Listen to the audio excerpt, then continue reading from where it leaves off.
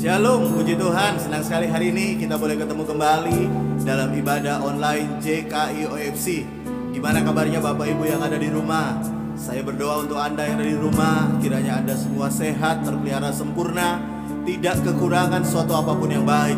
Karena Tuhan yang baik itu memelihara hidup setiap kita. Yang percaya katakan amin lebih dulu dan kita berikan tepuk tangan. Kemuliaan bagi Yesus Tuhan. Haleluya, haleluya.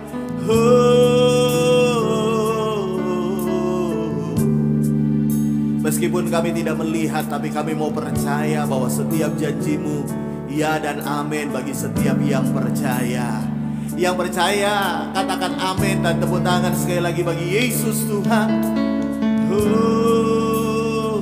Sama-sama. Saat ku tak melihat jalanmu, saat ku tak mengerti rencanamu, namun tetap ku pegang janjimu. Pengharapanku hanya padamu.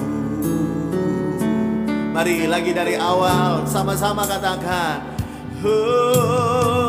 Saat ku tak melihat jalanmu, saat ku tak mengerti rencanamu, namun tetap ku pegang janjimu. Pengharapanku hanya padamu. Angkat tanganmu sama-sama. Hatiku percaya,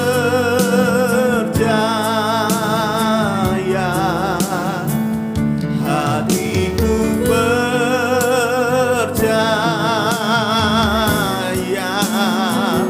hatiku percaya,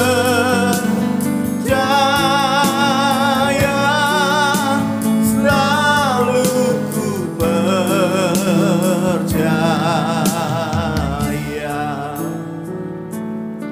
Berapa banyak yang percaya bahwa Tuhan sampai hari ini masih bekerja dalam hidup setiap kita. Mungkin engkau berkata, Pak, saya tidak lihat Tuhan bekerja. Tapi hari ini bangkitkan mata imanmu dan engkau berkata, mata jasmaniku mungkin tidak melihat Tuhan bekerja, tapi mata imanku melihat Tuhan hari ini sedang bekerja, merendah sesuatu yang baik, merendah sesuatu yang luar biasa dalam hidupku. Yang percaya, tepuk tangan sekali lagi yang meriah bagi Yesus Tuhan. Dan mari sekali lagi sama-sama katakan, saat ku tak melihat jalanmu, saat ku tak mengerti rencanamu, namun tetap ku pegang janjimu. Pengharapanku hanya padamu. Angkat tanganmu yang percaya. Hatiku percaya, hatiku percaya, hatiku percaya, selalu ku percaya. Lagi katakan dengan iman. Hatiku percaya,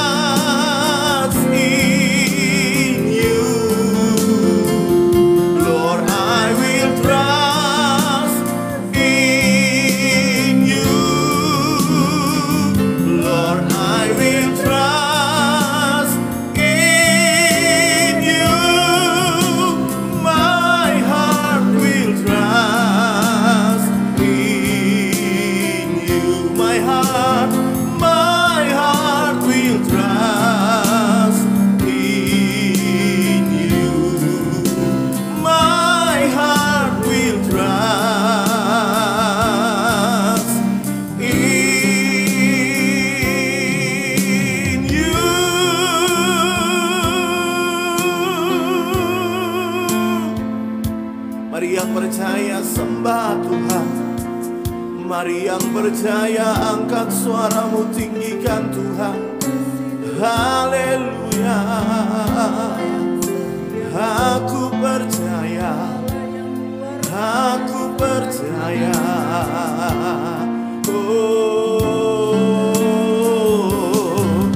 Aku percaya Kau Tuhan yang baik. Aku percaya Kau Tuhan yang setia. Aku percaya Engkau Tuhan yang luar biasa, yang mengasihi kami, yang mau menolong kami. Haleluya.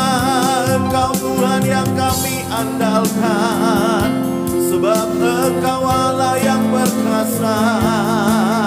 Kebaikan-Mu, kasih setia-Mu kekal untuk selama-lamanya. Haleluya, haleluya.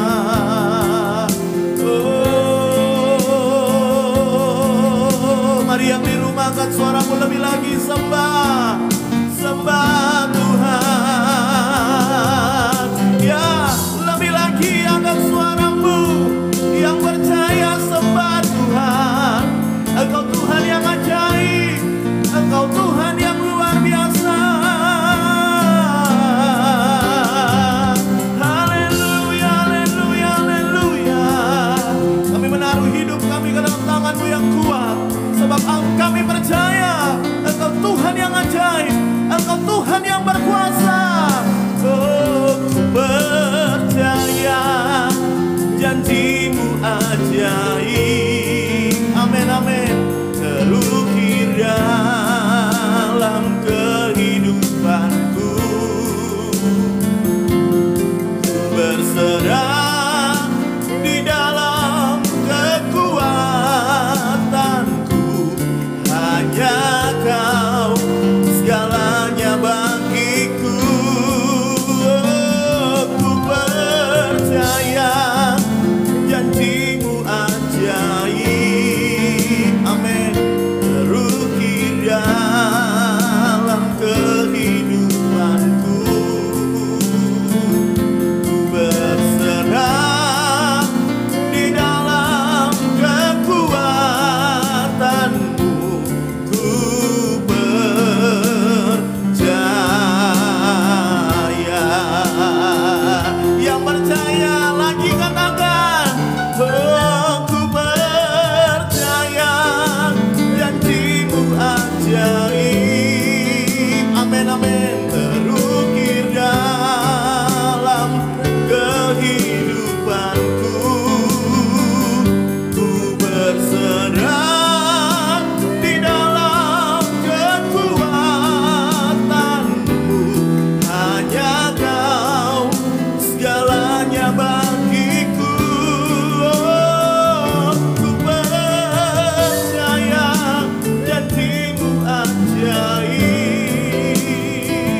Terukir dalam kehidupanku, ku berserah di dalam kekuatan-Mu. Ku percaya,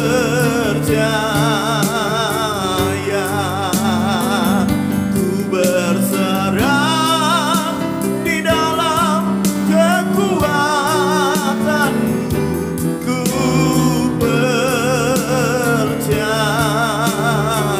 Lagi katakan dengan iman, ku berserah di dalam kekuatan-Mu.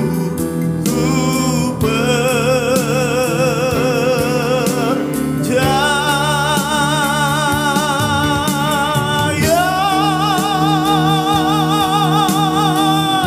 Yang percaya tepuk tangan yang meriah bagi Yesus Tuhan. Haleluya, haleluya, haleluya, haleluya. Terima kasih Tuhan, karena kami percaya Engkau Tuhan yang sanggup menolong kami. Engkau Tuhan yang mau menolong kami. Keajaiban-Mu dahsyat dalam hidup kami. Hari ini kami buka hati kami siap untuk menerima firman-Mu. Dan kami tahu Tuhan, firman-Mu mengubahkan, menguatkan, bahkan memulihkan keadaan kami. Dan dalam nama Yesus, setiap kita yang siap diberkati firman Tuhan, sama-sama katakan amin, amin, amin, amin. Shalom, puji Tuhan. Senang sekali hari ini kita mau belajar firman Tuhan kembali. Buka Alkitab saudara, Injil Matius pasal yang ke-6. Kita baca di ayat 25 sampai dengan ayat 27. Sekali lagi Injil Matius pasal 6 ayat 25 sampai 27. Firman Tuhan berkata demikian. Karena itu aku berkata kepadamu, perhatikan ini apa yang Yesus katakan kepada kita. Janganlah khawatir akan hidupmu, akan apa yang hendak kamu makan atau minum. Dan janganlah khawatir pula akan tubuhmu, akan apa yang hendak kamu pakai. Bukankah hidup itu lebih penting, sekali lagi saya ulangi, lebih penting daripada makanan, dan tubuh itu lebih penting dari pakaian. Pandanglah burung-burung di langit yang tidak menabur dan tidak menuai dan tidak mengumpulkan bekal dalam lumbung, namun diberi makan oleh Bapamu yang di sorga. Bukankah kamu jauh melebihi burung-burung itu? Ayat 27 terakhir. Siapakah di antara kamu yang karena kekhawatirannya dapat menambahkan sehasta saja pada jalan hidupnya? Yang percaya firman Tuhan sama-sama katakan amin. Nah, Yesus berkata jangan khawatir. Nah, mungkin Anda berkata begini, Pak, saya sudah berusaha untuk tidak khawatir. Ya, tapi Bapak kan tahu hari ini masa pandemi, apalagi semenjak diterapkannya PPKM, ditutup di mana-mana. Bapak kan tahu kerjaan macet, gak jalan, toko tutup, segala usaha mandek. Dan apa yang saya kerjakan Pak gak ada hasilnya. Nah, kalau kan kondisi kayak gini, saya pengen sih gak perlu khawatir Pak. Ya, saya pengen gak khawatir, tapi kenyataan saya tetap khawatir dengan kondisi keuangan saya. Mungkin juga Anda berkata, Pak, saya pengennya nggak khawatir Pak soal pandemi ini Pak. Soal virus ini mestinya saya nggak khawatir, saya pengennya nggak khawatir. Tapi Pak, saya lihat tetangga saya meninggal Pak. Ya, saya lihat orang-orang yang saya kenal pada meninggal semua Pak karena COVID. Ya gimana ya Pak ya? Karena saya tahu mereka, saya kenal mereka dan mereka orang-orang yang cukup dekat dengan saya satu persatu meninggal karena COVID. Gimana Pak? Saya nggak khawatir tentang COVID Pak. Bisa saja itu menimpa saya. Makanya Anda berkata, saya pengen tidak khawatir, tapi tidak bisa Pak. Saya tetap khawatir. Nah, tentunya ketika Yesus berkata jangan khawatir, tentunya selalu Tuhan memberikan perintah, tentunya disertai dengan solusinya. Yang setuju katakan amin. Dia bukan Tuhan yang memberi perintah lalu dia meninggalkan kita lalu kita disuruh berusaha untuk mengerjakannya. Bukan, dia bukan Tuhan seperti itu. Tapi dia Tuhan, kalau dia menyuruh kita sesuatu, dia menyuruh kita melakukan sesuatu, yang pertama tentunya untuk kepentingan kita, untuk kebaikan kita. Tapi yang kedua, ketika dia menyuruh kita untuk melakukan sesuatu, dalam hal ini jangan khawatir, tentunya dia memberitahu kepada kita gimana caranya supaya kita tidak hidup dalam kekhawatiran. Nah, dari ayat-ayat ini kita melihat satu hal, bagaimana caranya supaya kita tidak khawatir. Nah, kalau saudara perhatikan baik-baik dari ayat yang kita baca, berulang-ulang kali Tuhan berkata kamu itu penting. Kamu itu lebih berharga dari barang burung pipit.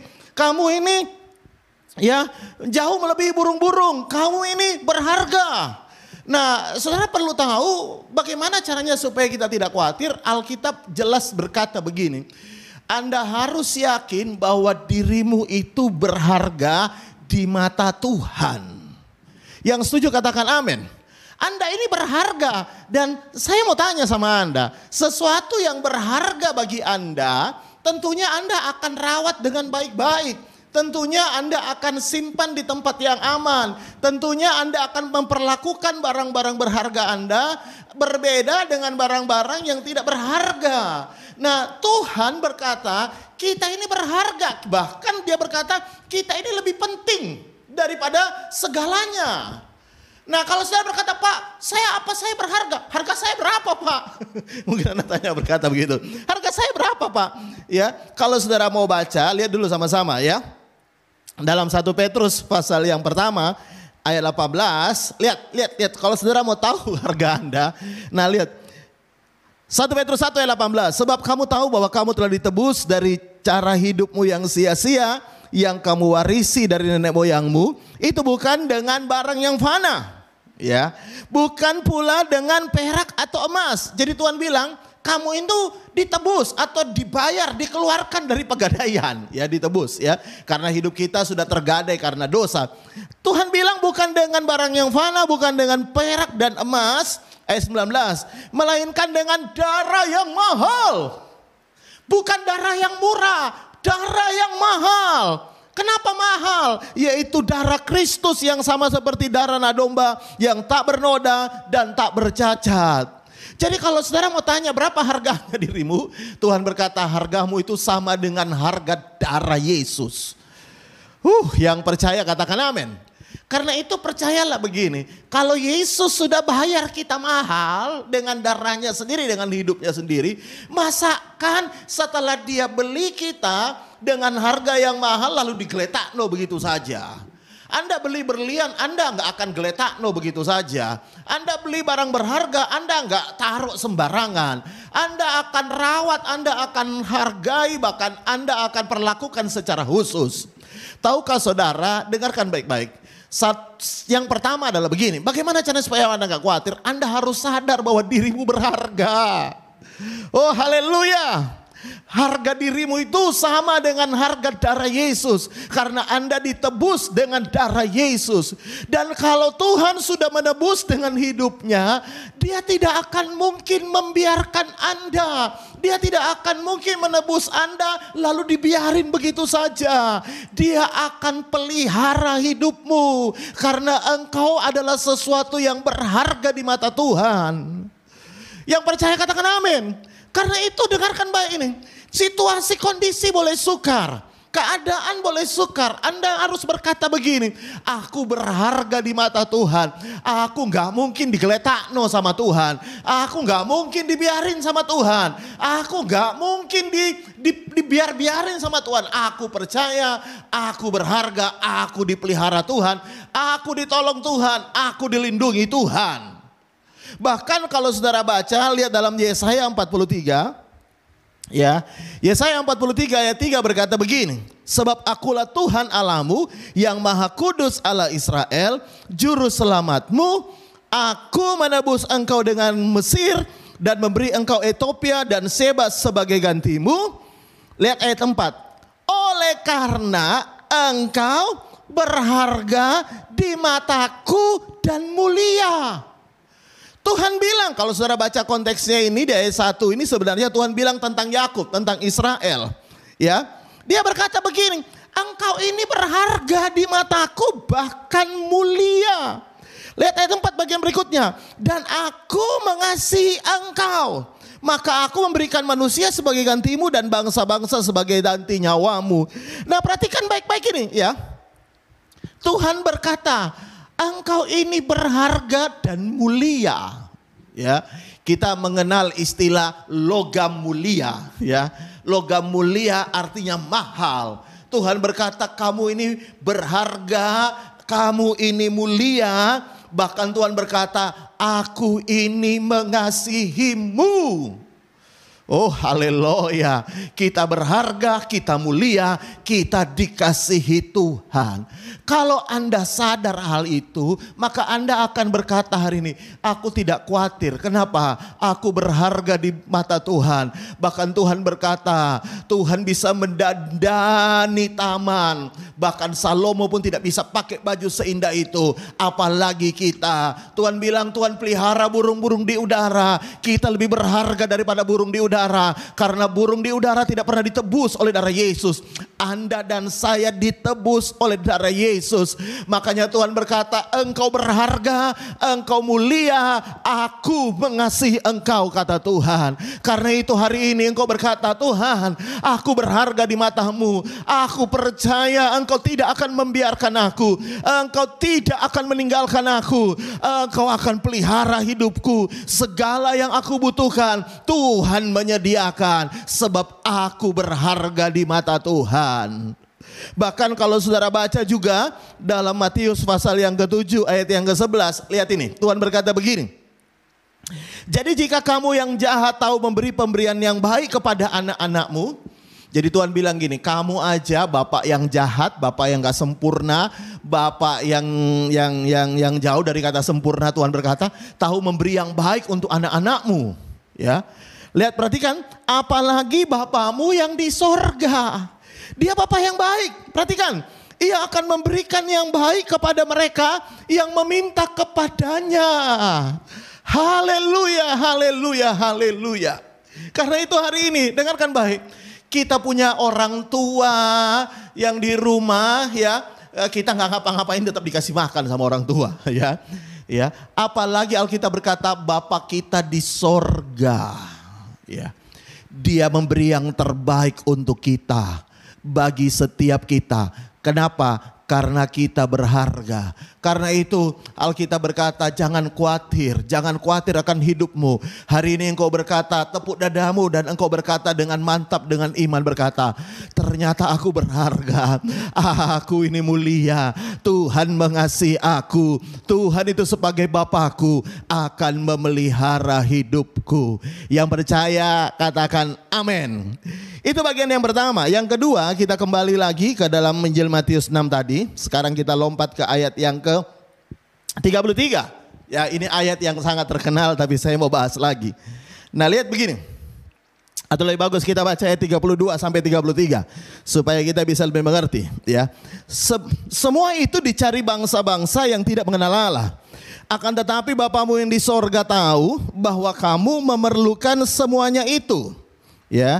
Apa yang dicari oleh bangsa-bangsa yang tidak mengenal Allah, yaitu semua apa yang mereka butuhkan, ya.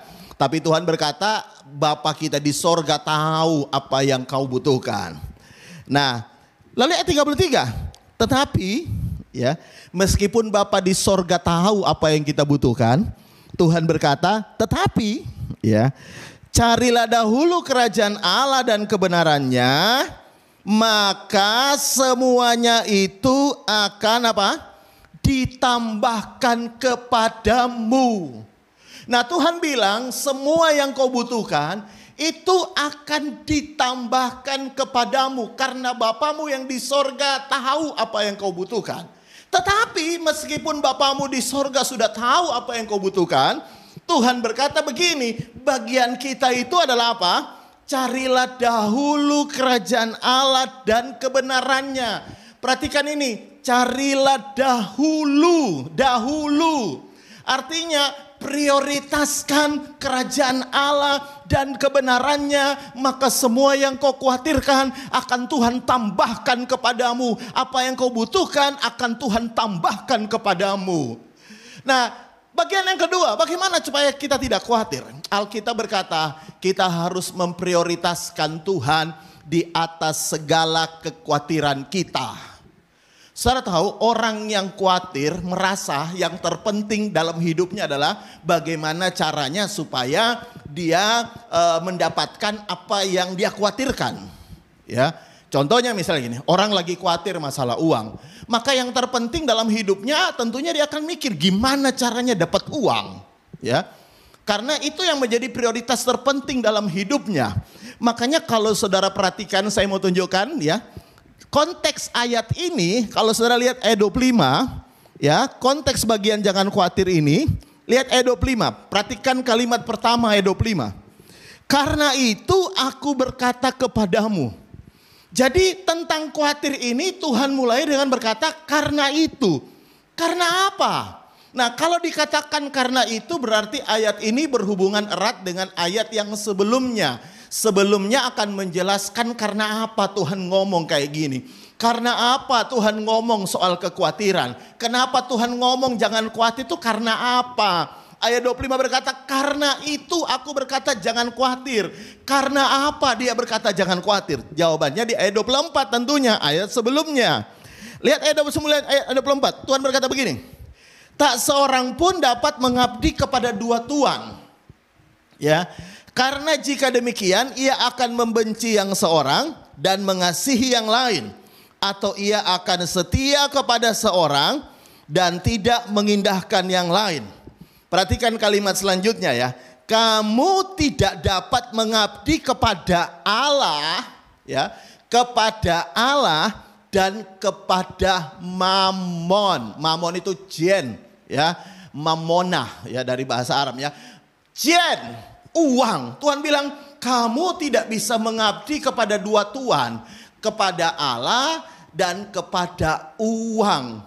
Lalu Tuhan berkata, karena kau tidak bisa mengabdi kepada dua tuan, kamu harus pilih yang mana prioritasmu, Tuhan atau uang. Makanya Tuhan berkata, karena itu kamu jangan khawatir.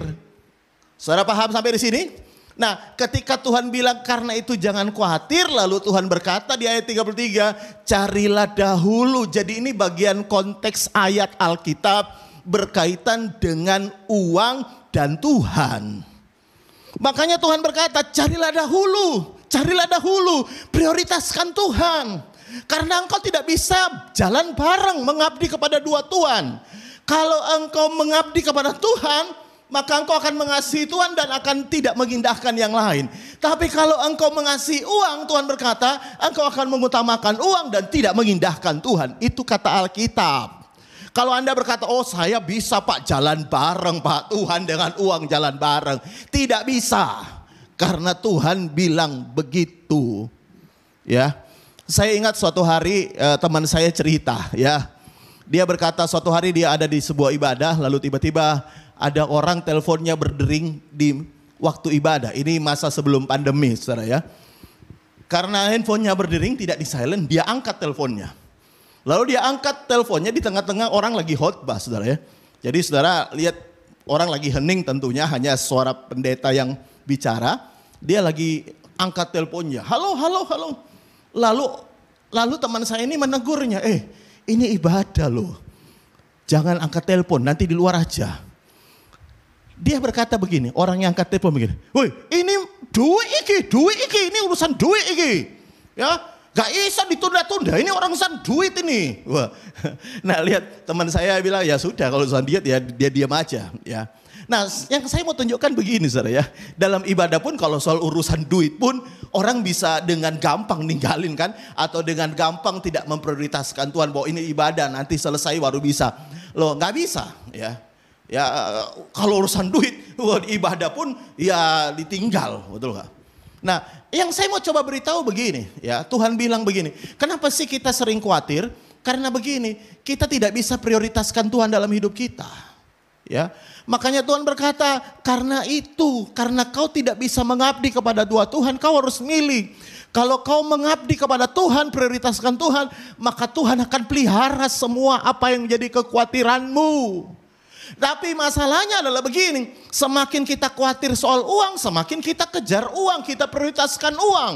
Semakin kita khawatir soal keuangan, kita akan prioritaskan keuangan. Semakin kita khawatir soal kesehatan, kita akan prioritaskan kesehatan dan Tuhan menjadi nomor 2. Ya, Tuhan menjadi tidak terlalu penting. Saya tidak berkata bahwa Anda meninggalkan Tuhan, tidak. Cuma saya berkata begini, ada banyak orang tidak meninggalkan Tuhan, tapi ada banyak orang tidak menganggap Tuhan penting. Karena begini, segala sesuatu yang Anda prioritaskan itu karena bagi Anda penting. Jadi kalau Anda tidak bisa memprioritaskan Tuhan, maka sebenarnya Tuhan tidak penting. Ya. Kalau Anda bisa prioritaskan kerjaanmu, berarti kerjaanmu lebih penting. Ya. Karena ada banyak orang, sekali lagi, KTP tetap Kristen, tetap saja pengikut Yesus, tapi dia tidak tinggalkan Tuhan, tapi dia tidak bisa memprioritaskan Tuhan. Karena itu saya melihat kecenderungan begini, ya. Saudara tahu ya, di masa sebelum pandemi, ya, semua gereja itu ada yang namanya jam ibadah, ya. Sebelum pandemi, semua gereja ada namanya jadwal ibadah, jam berapa. Yang membuat saya aneh adalah begini, ya. Sebelum pandemi tentunya ada banyak orang sibuk karena pekerjaan, tidak terhalang oleh PPKM, tidak terhalang oleh virus. Jadi kita bisa pergi mobilitas kemana saja, kita bisa lakukan pekerjaan kapan saja, ya. Tapi perhatikan baik-baik, ada banyak orang sebelum pandemi, dia bisa hadir setiap minggu di jam yang sama dalam ibadah. Perhatikan ini, dia bisa hadir dalam jam ibadah yang sama setiap minggu. Ya. Bahkan kalau keluar kota sekalipun, dia bisa menyempatkan ibadah di hari Minggu di gereja tertentu. Ya. Dia bisa memprioritaskan hari Minggu pokoknya ibadah. Di jam yang sama bahkan setiap minggu. Ya, kalau dia biasanya misalnya kayak OFC, ya dulu sebelum pandemi kita ibadah jam 10, ya. Orang akan datang selalu tiap minggu jam 10, ya. Bahkan repot pun telat-telat gak apa-apa, tapi jam 10 ibadah mereka akan datang. Tapi perhatikan sekarang, ya. Sekarang justru banyak usaha macet, banyak orang hilang kerjaan, banyak orang tidak serepot dulu waktu sebelum pandemi, banyak orang tidak sesibuk dulu waktu pandemi, kerjaannya nggak sesibuk dulu, banyak usaha yang akhirnya berkurang karena pandemi. Tapi saya heran orang Kristen, kalau dulu repot dia bisa datang di jam yang sama setiap minggu di ibadah. Kalau sekarang hari Minggu aja belum karuan ikut ibadah. Jangankan dibilang jam yang sama, ikut ibadah hari Minggu aja belum karuan ikut hari Minggu. Ya, ada orang ibadahnya di Senin malam, ada orang ibadahnya di hari Jumat malam setelah 1 minggu yang lalu. Ya, kenapa? Setelah kita berkata, wah ini aku lagi repot. Loh repot apa? Ya, repot apa? Kalau Anda berkata, Pak, bisnis saya lagi sepi. Ini waktunya Anda prioritaskan Tuhan. Yang saya heran, justru kita nggak ada kerjaan, kita lebih banyak waktu luang, kita nggak bisa konsisten prioritaskan Tuhan di jam tertentu, memberi waktu yang terbaik untuk Tuhan. Tidak. Ada orang ibadah online itu sambil mau tidur baru ibadah. Sehingga apa saudara? Tanpa sadar dia ibadah sambil leye-leye ketiduran. Ya. Aminnya besok, ya. Tapi mereka berkata, saya sudah ibadah, padahal ibadahnya sambil tidur, ya. Kita ini, aduh, makanya saya berkata begini, justru kenapa kita semakin khawatir? Karena kita tidak bisa memprioritaskan Tuhan dalam hidup kita, ya. Ada orang mungkin seperti halnya dalam kalau saudara perhatikan ya, di dalam Daniel pasal 6 ayat 10, ya. Daniel pasal 6 ayat 10, lihat firman Tuhan berkata begini. Demi didengar Daniel bahwa surat perintah itu telah dibuat, pergilah ia ke rumahnya, dalam kamar atas ada tingkap-tingkap yang terbuka ke arah Yerusalem. 3 kali sehari ia berlutut berdoa, serta memuji Allahnya, perhatikan, seperti yang biasa dilakukannya. Daniel 3 kali sehari berdoa, seperti yang biasa dilakukannya. Kalau dulu Anda biasa ibadah jam 10 setiap minggu, kenapa hari ini Anda nggak bisa? Loh Pak repot Pak, repot apa? Loh Pak lah saya lagi nih, ya saya mau tanya sama Anda. Bisa nggak kira-kira kalau dulu Anda bisa, wes nanti aja pulang gereja baru kita lakukan apa yang harus kita lakukan. Wes nanti aja, tapi sekarang orang karena ngerti ibadah online, kapan saja kita bisa ibadah. Makanya orang tidak lagi prioritaskan jam yang terbaik untuk Tuhan. Ya, kita hanya bilang, nanti aja kalau nggak repot baru ibadah. Nanti aja kalau sudah tenang-tenang baru ibadah. Nanti kalau sudah sepi baru ibadah. Nanti kalau sudah gini, kita nggak punya waktu khusus dengan Tuhan. Kita nggak punya waktu khusus dengan Tuhan. Kita hanya menyisipkan sela-sela waktu untuk Tuhan. Bahkan kalau saudara perhatikan baik-baik. Perhatikan ya. Daniel itu 3 kali berdoa. Kalau saudara lihat Kisah Rasul pasal 3 ayat 1. Dikatakan begini. Pada suatu hari menjelang waktu sembahyang. Ya. Perhatikan kalimat ini, pada waktu sembahyang. Kisah Rasul 3 ayat 1. Yaitu pukul 3 petang naiklah Petrus dan Yohanes ke bait Allah. Jadi waktu sembahyang itu ada. Orang Yahudi punya 3 waktu sembahyang. Jam 9, jam 12, dan jam 3 sore. Waktu sembahyang.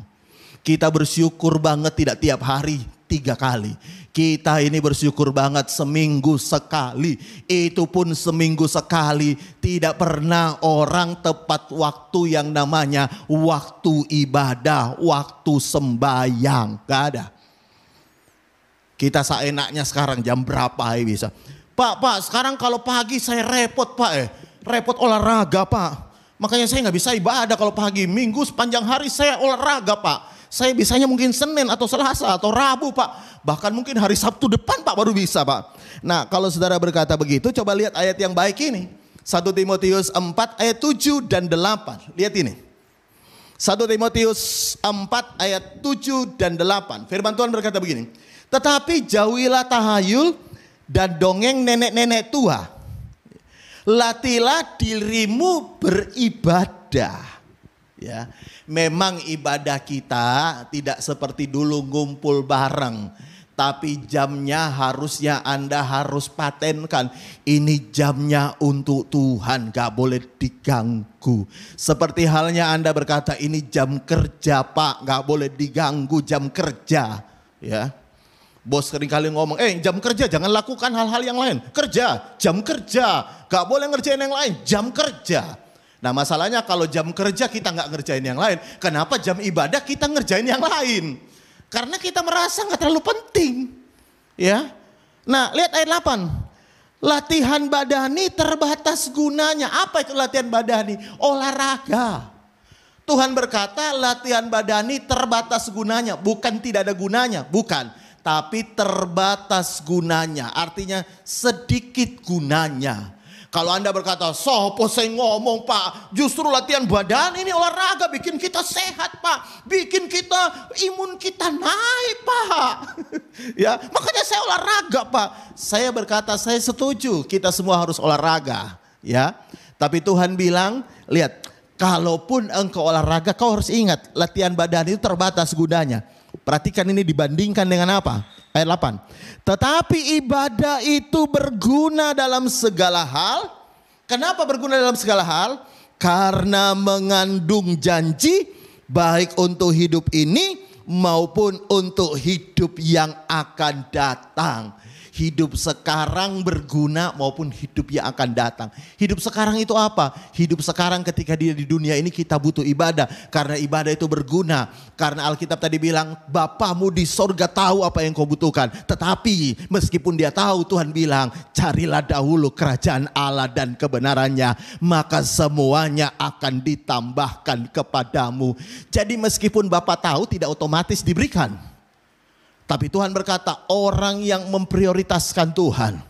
Ya, orang yang tahu menganggap ibadah itu penting, Tuhan itu penting, maka Tuhan akan memberikan apa yang engkau butuhkan. Tuhan akan menambahkan. Tuhan bilang ibadah mengandung janji untuk hidup ini maupun hidup akan datang. Apa hidup akan datang? Hidup setelah kematian. Kita semua bakal mati kok. Ya. Olahraga kita tidak guna untuk di sorga, nggak ada, ya, nggak bawa kita ke sorga. Tapi ibadah kita, Tuhan berkata mengandung janji hidup ini sekarang maupun hidup akan datang. Karena itu hari ini saya mau beritahu saudara, kalau engkau khawatir hari ini, coba cek. Yang pertama begini, cek dan kembalikan dirimu seperti apa yang Tuhan lihat dirimu. Kau berharga. Kau berharga di mata Tuhan. Dan yang kedua, mari coba di masa pandemi ini prioritaskan Tuhan. Memang gereja kita belum ada ibadah on-site seperti dulu karena berkaitan masih PPKM dan lain-lain. Tapi paling tidak kalau Anda tahu, kalau ibadah kita, Anda harus tetapkan waktunya kapan dan Anda berkata gak boleh diutak-atik ini. Ini jam ibadah, aku mau ibadah sungguh-sungguh dengan Tuhan. Meskipun lewat YouTube, saya tahu Tuhan menjamah engkau di tempat engkau berada. Tuhan memberkati engkau di mana engkau beribadah. Tuhan menyediakan apa yang engkau butuhkan di mana engkau berada. Meskipun engkau hanya beribadah lewat YouTube, tapi engkau tahu prioritaskan Tuhan. Kalau jam kerja engkau gak mau diganggu, anak buahmu yang jam kerja yang engkau marah kalau mereka mengerjakan yang lain. Kenapa jam ibadah kita tinggalkan untuk mengerjakan yang lain? Tuhan sudah tetapkan hari Minggu, harinya Tuhan untuk kita beribadah. Mari kita ambil waktu khusus dengan Tuhan untuk kita beribadah. Dan Tuhan bilang, Tuhan akan menambahkan apa yang kau butuhkan. Amin. Mari kita berdoa. Bapa, hamba selesai berbicara, Roh Kudus meteraikan setiap kebenaran-Mu dalam hidup kami. Ampuni kami Tuhan, kalau seringkali kami tidak bisa menyediakan waktu khusus dengan Tuhan, kami tidak bisa memprioritaskan Tuhan dalam hidup kami. Dan hari ini hamba berdoa, dimanapun jemaat Tuhan yang mendengarkan mengikuti ibadah online ini, dimanapun mereka berada, apapun yang menjadi kekhawatiran mereka, Tuhan memberkati mereka. Dan di dalam nama Tuhan Yesus kami percaya segala berkat yang terbaik, segala apa yang kau butuhkan, Tuhan tambahkan dalam hidupmu. Dan mari buka tanganmu sama-sama kalau engkau percaya, aminkan dengan imanmu. Dalam nama Tuhan Yesus kami percaya terjadi. Tuhan memberkati engkau dan melindungi engkau. Tuhan menyinari engkau dengan wajah-Nya dan memberikan engkau kasih karunia. Tuhan menghadapkan engkau dengan wajah-Nya dan memberikan engkau damai sejahtera. Dalam nama Tuhan Yesus, setiap kita yang percaya terima warisan anak sulung, berkat double porsi dalam tahun kasih karunia Tuhan yang melimpah. Sama-sama katakan amin, amin, amin, amin, amin. Puji Tuhan, ibadah kita sudah selesai. Tuhan Yesus memberkati. Salam sehat selalu.